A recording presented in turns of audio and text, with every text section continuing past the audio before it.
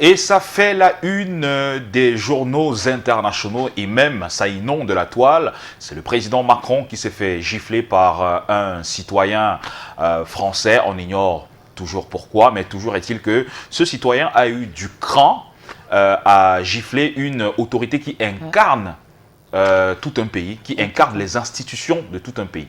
Gifler le président. Malheureusement.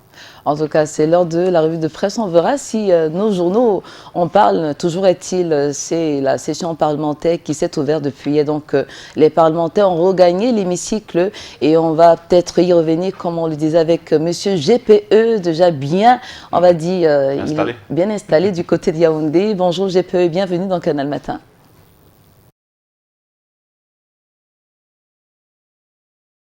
À vous, Patricia. Effectivement, je suis installé dans les studios de Canal International à Yaoundé, c'est à la capitale camerounaise, où je vous accueille le cœur enflammé de joie comme de tradition, vous, mais également nos millions de téléspectateurs, ceux du Cameroun et du monde entier qui sont touchés à deux faute d'information. Bienvenue donc à cet exercice. C'est la revue de presse sur Canal Matin, donc sur Canal International. Vous avez tantôt évoqué la question de la session parlementaire, dont on sait que la rentrée a eu lieu hier, mais on va commencer ce matin par cette question à tout le moins osée venant de Cameroun Tribune, le quotidien camerounais à capitaux public. C'est donc la vraie menace au dialogue concernant le retour à la paix dans le nord-ouest et le sud-ouest camerounais, deux régions camerounaises justement qui sont traversées depuis pratiquement 4 ans par cette crise sécuritaire, avec notamment les assauts de ces assaillants, pour parler ainsi des personnes sans foi ni loi, qui abattent, dévastent d'ailleurs les institutions de ces côtés-là, et pas plus que la mort d'hommes que ces personnes-là causent. Justement, le Cameroun qui compte des morts depuis pratiquement 4 ans, je l'ai déjà indiqué, avec notamment ces assauts-là et ces actes de barbarie qui sont perpétrés par des hommes sans foi ni loi qui tuent, pillent et ravagent tout à la fois sur leur passage. Voilà ce qui préoccupe ainsi le Cameroun depuis pratiquement 4 ans,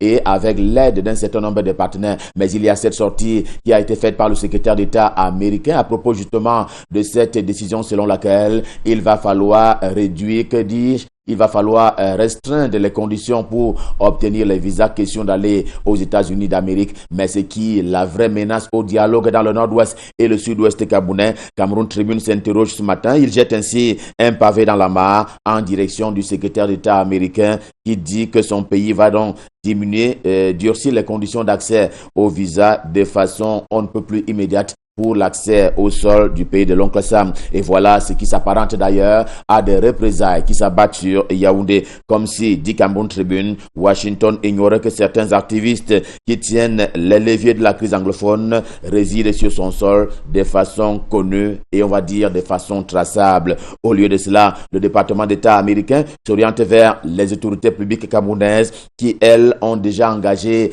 un certain nombre de faits en termes de procédures pour le dialogue. On s'en souvient justement du GDN qui s'est tenu à Yaoundé il y a pratiquement 3 ans maintenant, le grand dialogue national. C'est d'ailleurs une façon pour le Cameroun de concourir à ce qu'il y ait un retour définitif à la paix, et même les élus de la nation justement ont participé de façon directe ou moins indirecte. On peut parler ainsi des élus de la nation renouer avec les hémicycles depuis hier. La rentrée parlementaire, c'était donc hier à l'Assemblée nationale par exemple. Le président Kava Yege Djibril s'est voulu un peu plus proche des préoccupations du peuple camerounais en engageant l'institution notamment aux causes nationales, la lutte contre Covid-19 ou encore la circulation d'armes en terre camerounaise sont autant de sujets qui ont donc été évoqués par Kava Yege Djibril lors de son discours d'ouverture de la session parlementaire pour ce qui est de l'Assemblée nationale, pour ce qui est des élus de la nation. Ce sont principalement les élus de la nation justement pour parler des députés qui vont d'ailleurs devoir examiner l'ordonnance présidentielle portant modification de la loi des finances 2021, autant le dire avec le quotidien Mutation de Gab, Georges Alain Boyoumou. Et l'édition de ce jour, le budget de l'État du Cameroun a été revu à la hausse, je dis bien à la hausse, 370 milliards de francs CFA de plus par rapport à l'enveloppe initiale. ce qui porte d'ailleurs de 4 865 à 5 300, que dis-je, à 5 235 milliards de francs CFA, l'enveloppe globale pour le budget de l'État du Cameroun, année et exercice 2021. Mais cet argent, il faudra aller le chercher là où il se trouve, y compris dans les poches des Camerounais qui paieront désormais le passeport un peu plus cher. On passe ainsi de 75 000 francs CFA à pratiquement 110 000 francs CFA, ainsi qu'elle indique le quotidien Mutation dans à sa une principale édition de ce jour. Le Cameroun accueillera ou n'accueillera pas la compétition continentale pour parler de la CAN 2020. En tout cas, elle devrait se jouer dès janvier prochain sur l'ensemble des stades camerounais, mais le quotidien Mutation formule un peu cette préoccupation ce matin en termes de glissement. En tout cas, il est quelque peu préoccupé au regard des délais annoncés mais jamais respectés pour ce qui est du tirage au sort, dont on sait qu'il a avorté très récemment encore, des signes qui font redouter un nouveau report de la compétition au quotidien Mutation, certainement à cause justement de ce report pour ce qui est donc du tirage au sort. Contrairement à Mutation, Camer Presse en kiosque également cette semaine parle d'une CAN qui va se jouer. Le journal certifie que la compétition va se dérouler en terre camerounaise sans quoi, en tout cas, il n'y a plus rien à faire. Ce sera bien le Cameroun qui va organiser cette compétition et ce sera du bon à voir au pays de Roger Mila. Le Guardian Post, quotidien camerounais d'expression anglaise au siège imposant à Yaoundé, également en kiosque ce jour. D'ailleurs, il l'est de lundi à vendredi. Il revient pour insister sur cette sortie d'Anthony John Blinken, c'est le secrétaire d'État américain, puisqu'il s'agit de lui justement. Il veut traquer les instigateurs des violences dans le nord-ouest et le sud-ouest camerounais. Le journal sait de quel côté il se situe, pour dire le moins, car la restriction des visas dont il est question est un acte qui fera date si et seulement si les activistes sont auditionnés au pays de l'oncle Sam. C'est d'autant plus qu'ils sont connus, ils sont traçables. Il faut les traquer de ce côté-là avec l'onction des États-Unis d'Amérique. Le quotidien Émergence en kiosque, lui aussi, retourne au passeport après une double annonce qui a été faite hier par la délégation générale à la Sûreté nationale. Dès le 1er juillet prochain, il y aura un nouveau passeport et le prix, je l'ai indiqué tantôt, passera de 75 000 à 110 000 francs CFA pour l'essentiel. L'essentiel en kiosque, lui aussi, ouvre la page des scandales, on va dire financiers à répétition au Cameroun. Et bien, à propos de la mémoire collective, qui se souvient encore de la mission d'intégration et du développement en Afrique, en abrégé MIDA, qui avait d'ailleurs créé des remous à l'affaire, coulait beaucoup d'encre et de salive au Cameroun. Et voici que d'autres structures identiques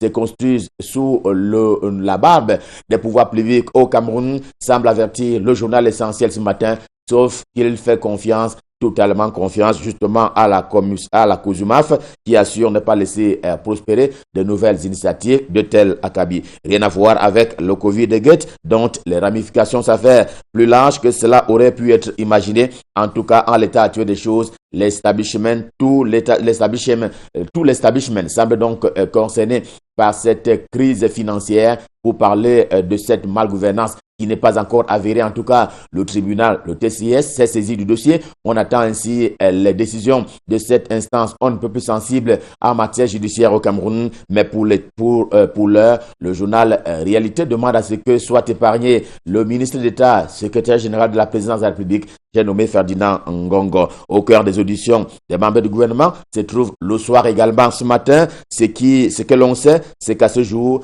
ce sont 23 ministères qui se sont entendus pour un partage de 121 milliards de francs CFA, soit 71% de la dotation de 181 milliards de francs CFA en provenance du Fonds monétaire international. Voilà l'une des révélations qui est donc faite par le journal Le Soir ce matin, et le TCS est complètement fondé à sévir, indique ainsi Le Soir. En termes de conclusion, c'est d'autant plus que désormais le Rassemblement démocratique du peuple camerounais RDPC soutient l'opération épervier ainsi relancée. En tout cas, il était temps que le parti se prononçât. Lui qui affichait un silence à tout le moins assourdissant sur ce coup-là, et depuis lors, l'action, qui est d'ailleurs le journal du comité central du RDPC, le dit clairement ce mercredi, Jean Kouété a enfin commis un communiqué. Le RDPC tient de la voix de son secrétaire général du comité central à ce que toute la lumière soit faite sur la gestion des fonds Covid. Une décision tardive du parti, mais qui vaut tout son pesant d'or. Le RDPC soutient Paul Biya et les institutions de la République dans la lutte et même la répression des faits pour ce qui est justement de la gestion des fonds Covid. Et on en est aujourd'hui à parler du Covid-Gate. Et voilà qui est dit. L'inspection économique souligne à grand trait cette prestation en provenance du Fonds monétaire international qui dit dans un rapport que le Cameroun, le pays de Paul Biya, a intérêt à réduire les indemnités jusque-là accordées aux directeurs généraux, aux présidents de conseil d'administration des entreprises publiques. Cela participe de la gouvernance financière. En tout cas, c'est un conseil en provenance du Fonds monétaire international. Afrique Performance est en kiosque. Il le fait savoir. Les Africains du centre ont grand intérêt eux aussi à faire avancer l'idée d'une fusion CEAC-CEMAC. Cette fusion étant une nouvelle organisation à concerner et également des populations. Cette organisation-là conduirait donc vers une nouvelle monnaie pour parler ainsi des faits, des modifications qui pourraient intervenir dans le cadre de la fusion CEAC et CEMAC, Communauté économique et monétaire des États de l'Afrique centrale. Et puis, il y a la deuxième une d'Afrique Performance. Eh bien, elle concerne la descente sur le terrain très récemment encore d'Achille Basiliken III. C'est le ministre des Petites et Moyennes Entreprises, de l'économie sociale et de l'artisanat. Il était donc en Konsamba à la Lomlako Valley Authority, en tout cas principalement pour la signature d'un accord avec le département ministériel dont il a la charge. Cela s'appelle simplement promouvoir l'entrepreneuriat, indique ainsi Afrique Performance en kiosque. Afrique Info est également en kiosque. Il siège ce matin dans l'Oignon et Ekele, l'un des départements de la région du centre et en général et particulièrement à Bot-Macaque, en particulier justement pour mettre en lumière les activités du maire Jean-Pascal Nkengnembe, tandis que Action Directe, lui aussi en kiosque ce mercredi, campe à la chefferie de Bamungum. Nous sommes dans la région de l'Ouest Cameroun. Il se trouve que la dite chefferie traverse une crise selon le journal qui en appelle d'ailleurs au retour de l'orthodoxie en matière de liquidation de la succession du côté de Bamungum. Et voilà qui met un terme à la revue de presse Made in Yaoundé, édition de ce jour. Bien entendu, le cœur enflammé de joie, nous vous avons servi. Rendez-vous demain. Pour le moment, transportons-nous du côté de Douala pour retrouver l'homme à l'adresse particulière. Michael Tipio est bien debout. Nous lui souhaitons un bon retour en lui passant le témoin pour la suite et la fin de la revue de presse. Bonjour Michael, c'est à vous à Douala. Bonjour GPE à Yaoundé, je vous souhaite passer une agréable journée dans la capitale camerounaise. La suite ici à Douala avec l'œil du Sahel qui nous parle de cet alcool qui résiste à l'interdiction de commercialisation à une certaine heure dans le département du Mayo-Kani, c'est à l'extrême nord du Cameroun. Le Bilbil qui résiste jusqu'ici aux mesures du préfet du département, lui qui a émis quelques interdictions sur la question il y a quelques jours, les vendeuses et les consommateurs de la bière locale mis à l'index 2 semaines après l'entrée en vigueur de cet arrêté préfectoral portant réglementation des horaires d'ouverture et de fermeture, des conditions de vente et de consommation des boissons locales enivrantes, de fabrication artisanale, signé par le préfet du Mayo-Kani. Sa décision peine à passer auprès des tenanciers des débits de boissons ainsi que des adeptes de Bacchus. En effet, selon cette décision, les débits de boissons ne sont autorisés à ouvrir que dans la période de 15h30 à 21h, une décision qui naît du goût de vendeuses et des consommateurs à Kaélé et bien d'autres départements de la région de l'extrême nord du Cameroun. La décision du préfet est minimalement observée. L'annonce d'une descente prochaine pour sévir contre les récalcitrants fait craindre le pire des risques d'ailleurs d'un soulèvement avec de nombreuses vendeuses et consommateurs qui s'expriment dans le journal L'Œil du Sahel, le tri-hebdomadaire régional d'information du Nord Cameroun qui parle aussi des dégâts de cette boisson de fabrication locale sur la santé des populations. C'est allé dans l'œil du Sahel de ce mercredi. Le Messager est également en kiosque ce jour. Le Messager qui nous parle de la hausse du prix du passeport biométrique au Cameroun. L'addition qui divise déjà. Le délégué général à la Sûreté nationale vient de mettre le cap sur un système plus sécurisé de production des passeports au Cameroun. Le secrétaire général de la délégation générale à la Sûreté nationale, Dominique Baya, a annoncé hier que la mise en service du nouveau système est prévue le 1er juillet 2021. Le passeport dont le coût passe de 75 000 à 110 000 francs CFA. Si l'objectif du régime de Yaoundé est de doter le Cameroun d'un système de production moderne, fiable et sécurisé, il faut signaler dans la foulée, selon le messager, le chef de l'État publié a signé hier également une ordonnance modifiant la loi de finances 2021. Au sujet de la modification de cette loi de finances, le budget de l'État a été revu à la hausse. Le président de la République a donc signé une ordonnance modifiant et complétant certaines dispositions de la loi de décembre 2020 portant loi de finances de la République du Cameroun pour l'exercice 2021. Les détails au sujet de ces différentes modifications à retrouver dans le quotidien Le Messager de ce mercredi. La nouvelle expression est également parue ce jour. La nouvelle expression qui nous parle de crise dans les régions du nord-ouest et du sud-ouest du Cameroun. Mais avant, la nouvelle expression revient pas en arrière sur la une principale du Messager. La une principale du Messager qui nous parle de ce qu'il appelle le sale temps pour les va-t-en-guerre. Sale temps pour les va-t-en-guerre au sujet de la crise dans les régions du nord-ouest et du sud-ouest du Cameroun. Des restrictions de visa américain aux va-t-en-guerre, restrictions depuis quelque temps maintenant. La nouvelle a été publiée le 7 juin sur le site du département américain, signé par Anthony Blinken, le patron de la diplomatie américaine, un tournant décisif dans le règlement de la crise qui annonce des restrictions de visa pour ceux qui compromettent la résolution pacifique de la crise dans les régions anglophones du Cameroun. C'est le titre donné à ce communiqué de presse par la diplomatie américaine. Les ciblés ici, faut-il le préciser, peuvent se recruter autant dans le camp gouvernemental qu'au sein de l'armée, tout comme au sein des bandes armées qui commettent des crimes et des exactions dans les deux régions du nord-ouest et du sud-ouest du Cameroun.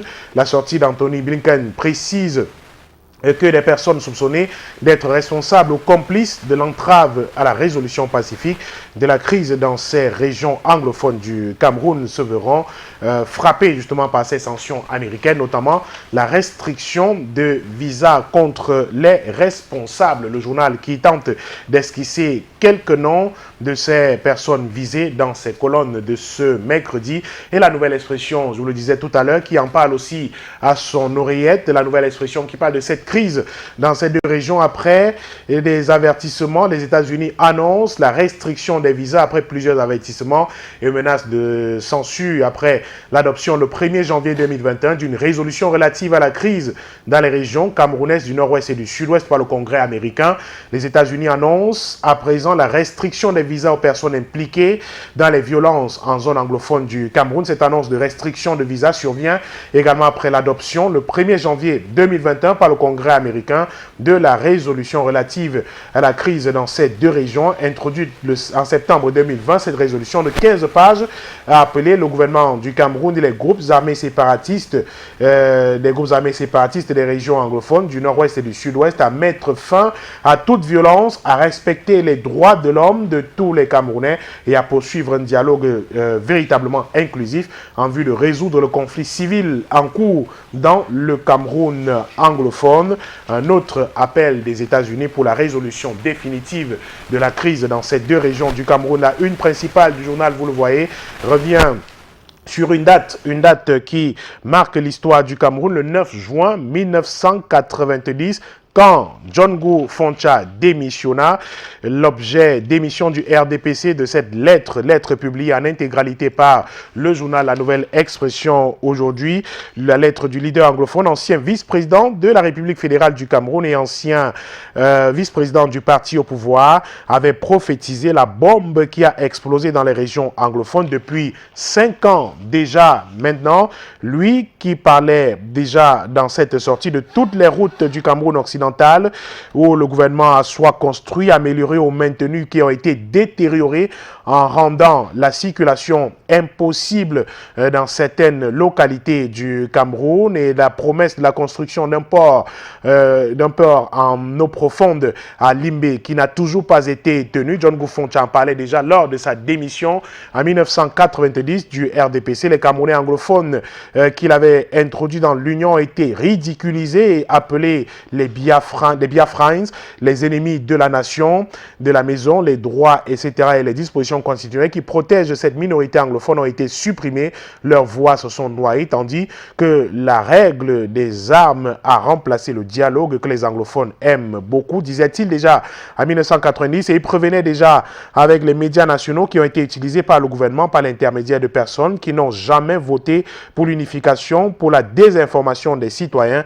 à propos de Bamenda. Des mensonges délibérés ont été dits sur ces médias pour tenter d'isoler le Cameroun anglophone. Il parle également de détournement de fonds publics sous toutes ses formes et l'exploitation illégale de notre monnaie par la classe privilégiée qui semblait aller sans réprimande, mais de plus en plus tolérée. C'est donc une lettre datée du 9 juin 1990, publiée en intégralité par la Nouvelle Expression parue ce mercredi. The Star est également en kiosque ce jour, le journal d'expression anglaise qui nous parle aussi de la résolution de cette crise dans les régions du nord-ouest et du sud-ouest du Cameroun, la recherche des solutions par des responsables des formations politiques avec cette fois-ci Edith Kawala à la tête d'une organisation de plus de 20 femmes qui sont acteurs de la société civile et même acteurs politiques au Cameroun qui en appellent à une intervention des Nations Unies pour mettre un terme à cette crise qui dure depuis 5 ans dans les régions du nord-ouest et du sud-ouest du Cameroun. L'intégralité de cette lettre, de cet appel adressé aux Nations Unies à retrouver dans les colonnes du journal The Star de ce mercredi. Kalara est également en kiosque ce jour. L'hebdomadaire du monde juridico-judiciaire nous amène au tribunal criminel spécial, notamment à la rencontre d'un ancien ministre, l'ex-ministre Basile Tanganakuna, qui s'est exprimé pour la première fois. Il a donné sa version des faits sur l'un des pans des poursuites engagées contre lui en compagnie d'un Belge pour un supposé détournement de près de 2 milliards de francs CFA pour lequel ils ont déjà obtenu un arrêt des poursuites. Il en a parlé lors d'une audience devant le tribunal criminel spécial de Yaoundé. Compte rendu d'audience à lire en page 5 du journal Kalara de ce mercredi qui a sa une principale. Nous parle d'une affaire de litige foncier qui vient donc de trouver solution. Accusé d'avoir rongé les limites de la localité d'Obala au profit de l'arrondissement de Sa, le chef du groupe parlementaire du parti au pouvoir à l'Assemblée nationale a fait courber l'échine à ses adversaires, membres de la collectivité Mvokani, qui exigeait l'annulation de 4 de ses titres fonciers couvrant une superficie de 65 hectares. Il s'agit bien de Jean-Bernard Ndongo Essomba, non coupable de fraude foncière. Le tribunal vient de rendre son verdict sur cette affaire de litige foncier. Forum Libre est également en kiosque ce jour. Un autre hebdomadaire, l'hebdomadaire bilingue d'enquête, d'analyse et de débat qui nous parle de distribution des cartes du Rassemblement démocratique du peuple camerounais dans la région de l'Adamawa avec Mokhtar Amadama qui est à l'assaut de l'opposition dans cette partie du pays face à la percée fulgurante de l'opposition dans la région de l'Adamawa. Certaines élites de cette partie du Cameroun, certaines élites de cette partie du Cameroun sous la houlette de l'homme d'affaires Mokhtar Amadama, par ailleurs deuxième vice-président de la Chambre de commerce, ont mis 40 000 cartes d'adhésion à la disposition de tous les organes de base du RDPC en vue de reconquérir les départements qui sont aux couleurs de l'UNDP à côté du Mbéré qui a totalement sauvé la face du renouveau dans cette région du Cameroun, écrit le journal Forum Libre paru ce mercredi. Horizon Plus est également en kiosque aujourd'hui, un autre journal hebdomadaire qui reste avec nous dans l'Adamawa, cette région du Cameroun qui reste dans l'Adamawa pour nous parler d'Ousmane Amadou, président régional de l'ASIC de l'Est, qui est en partenariat avec l'association NAMA, qui a fait une tournée nationale dans cette partie du pays, tournée nationale à la rencontre des populations des régions septentrionales du Cameroun avec le Bureau national de l'association NAMA pour l'éducation et le développement qui a effectué une tournée dans les localités de Ngaoundal, Tibati, Bagno, Mayo, Darlé et bien d'autres régions, ceci dans le but d'asseoir les projets tels que la construction des mosquées, forages, mini-complexes scolaires, centres de santé et bien d'autres. L'accueil des populations a été chaleureux, nous rapporte le journal dans ses colonnes aujourd'hui, qui nous parle aussi d'infrastructures routières.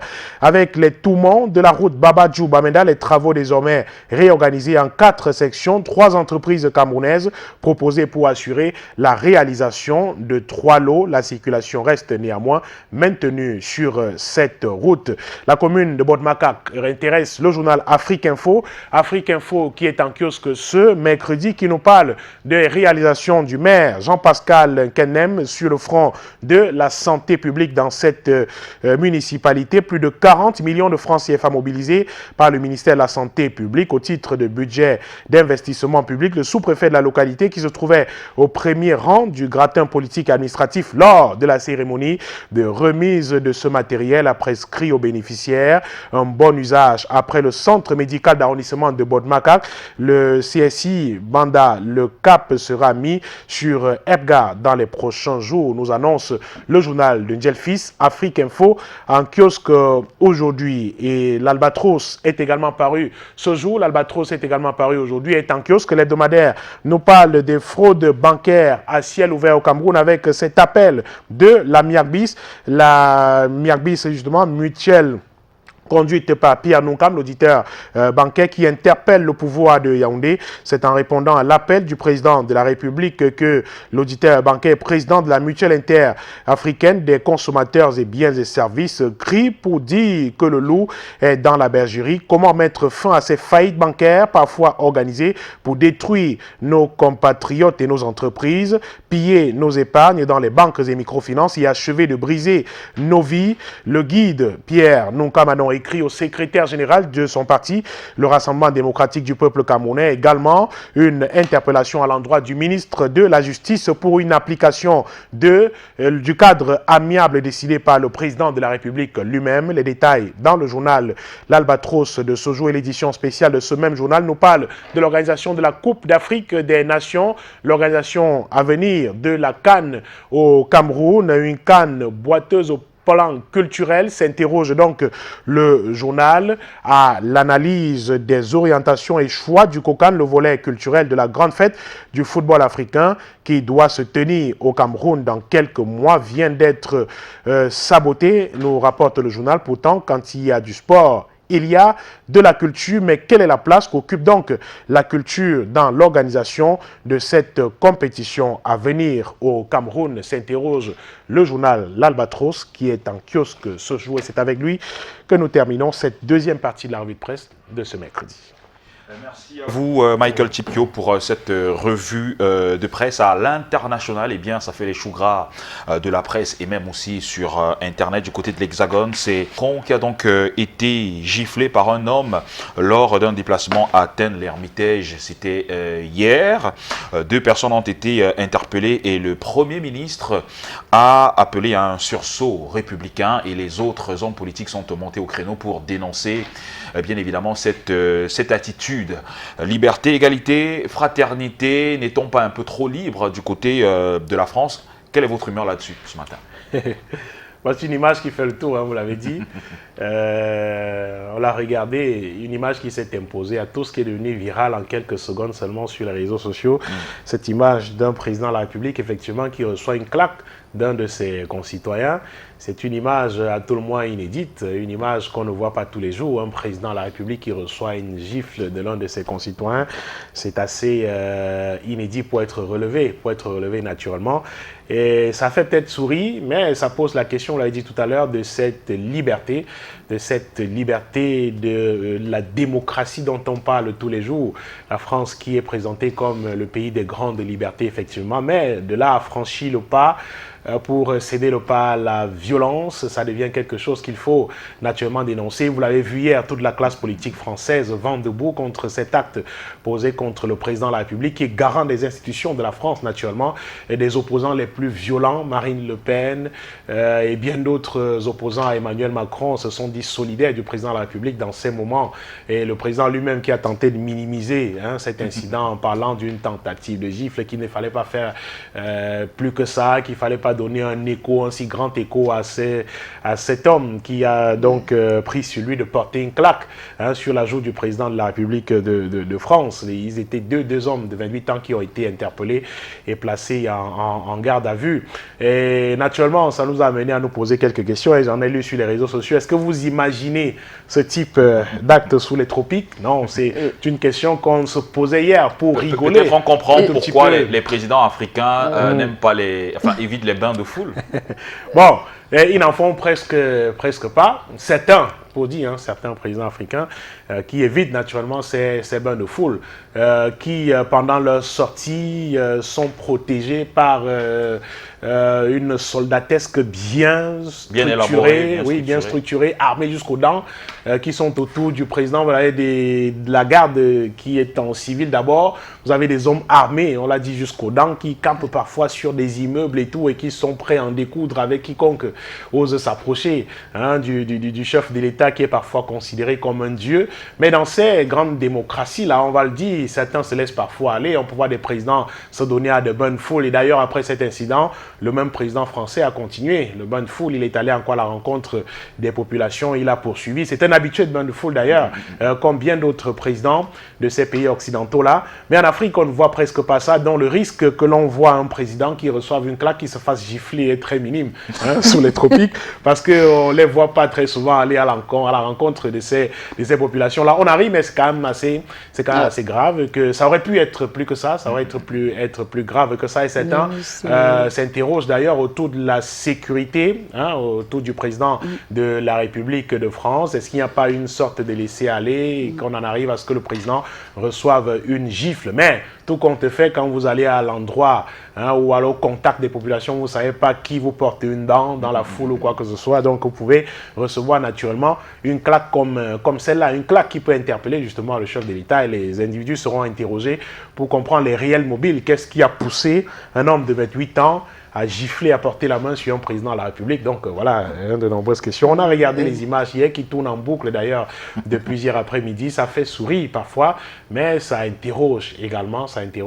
Et toute la condamnation de la classe politique montre à suffire que des gens ont été choqués, que des uns et les autres ont été choqués de voir ce type d'acte, de voir un individu porter la main sur le chef de l'État français. Et nombre de personnes ont aussi relevé que la sécurité était quand même légère quand il s'agit d'une sortie d'un chef de l'État quand même. Mais comme vous l'avez dit, ça a conforté une certaine opinion sur le fait que nombre de présidents africains ne seraient pas trop friands de proximité avec le peuple. Ça éviterait donc au passage ce genre de scandale. En tout cas, pour sortir dans le couloir de ma chanson du cœur, on a pas mal de titres pour vous ce matin, censément 2, qui vont vous plonger dans la discothèque de papa. Vous avez connu Billy Abel? Billy Abel, oui, le nom me dit quelque chose, peut-être...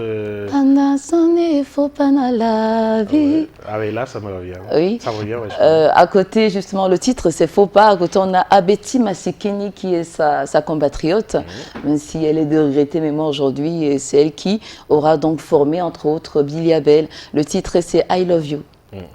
Je vais faire le choix de Billy Abel. Je vais faire le choix de Billy Abel parce que je connais la chanson que vous avez commencé à mimer tout à l'heure. Ça vous rappelle quelqu'un?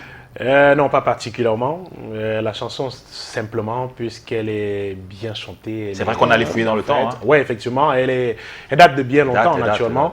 Raison pour laquelle je ne me retrouvais pas très rapidement, d'ailleurs.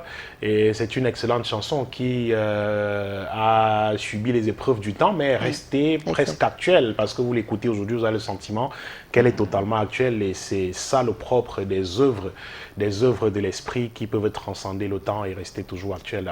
J'aime cette façon décontractée avec laquelle vous abordez finalement tous les thèmes.